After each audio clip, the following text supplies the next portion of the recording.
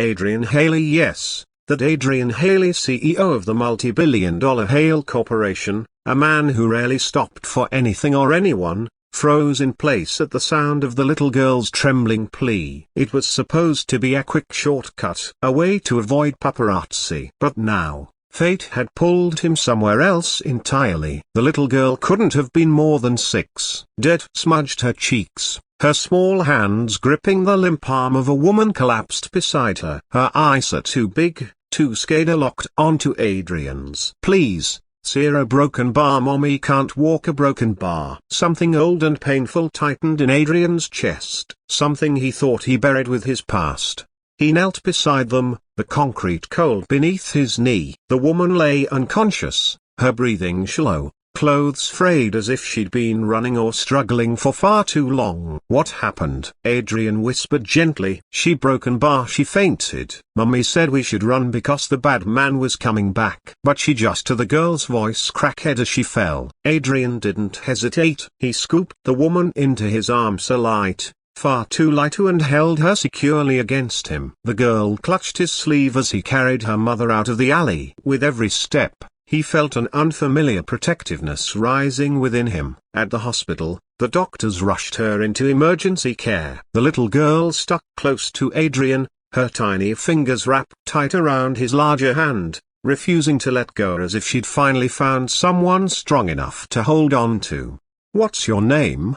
he asked softly. "Leah," she whispered. "And Mommy is Ava." Hours passed. Leah eventually fell asleep sitting against his arm, trusting him without even knowing his name. Adrian looked at her peaceful face and felt the crack in his heart widen. He saw the little boy he once was, scared, alone, and praying for someone to stay. When the doctor finally approached, Adrian braced himself. "She's stable," the doctor said. "Severe exhaustion, malnourishment, and stress. Whoever she is, a broken bar. She's been struggling for a long time." When Ava woke up the next day, her eyes fluttered open slowly, a confusion, fear, and then panic as she sat up too quickly. "Leah, where's my daughter?" "I'm right here, Mommy." Leah rushed forward, hugging her mother tightly. Adrian stood in the corner, unsure if he should step forward or step away. Ava looked up at him, wary, grateful, embarrassed. "You saved us," she whispered. Adrian shook his head. "I only helped." Anyone would have. But Ava gave him a look that told him she didn't believe that. She had clearly learned the hard way that anyone rarely did. After ensuring she could safely go home,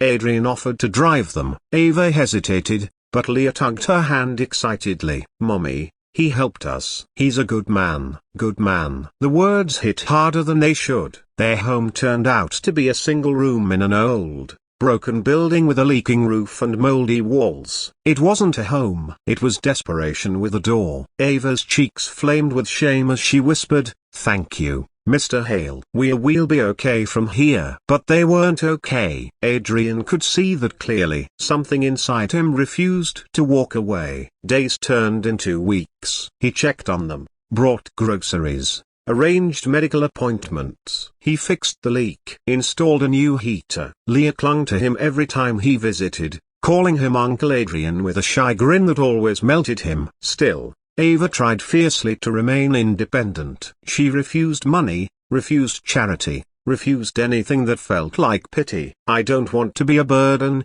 she said one evening as they stood outside the building. "You're not," Adrian replied quietly. "You and your daughter are broken bar. You're the first thing in a long time that feels real." She looked at him then, truly looked, and something shifted. But life wasn't done testing them. The bad man, as Leah called him, Ava's exa, found them. One night, he stormed into the building, shouting threats, demanding Ava return to him. She tried to shield Leah, voice trembling, but he pushed her aside. Before he could take another step, Adrian stepped into the hallway, calm, composed, and terrifying in his silence. "You have 3 seconds to leave," Adrian said lowly. The ex scoffed until Adrian stepped forward with eyes that held decades of battles far darker. The man backed away before running down the stairs. Ava crumbled into tears. Leah clung to her. Adrian wrapped them both in his arms, realizing he never wanted to let go. That night changed everything. He arranged a safer place for them, a job offer for Ava at his company, and counseling support she desperately needed. She accepted, not because she needed saving, but because she finally understood she didn't have to fight every war alone. Months later, Leah ran excitedly through Adrian's house, their new home, laughing freely for the first time in years. Adrian watched Ava set the table, sunlight falling softly over her features. She'd grown stronger, steadier, beautiful in her resilience. She met his eyes and smiled, a warm, grateful, full of something deeper. "You carried me out of that alley," she whispered once, tracing her fingers over his hand. "But you saved me with everything you did after." "No," Adrian murmured. "You and Leo broken bar, you saved me." In the end, the story wasn't about a CEO saving a struggling mother. It was about three broken souls finding the courage to rebuild each other. And maybe a broken bar, that's the message for anyone watching.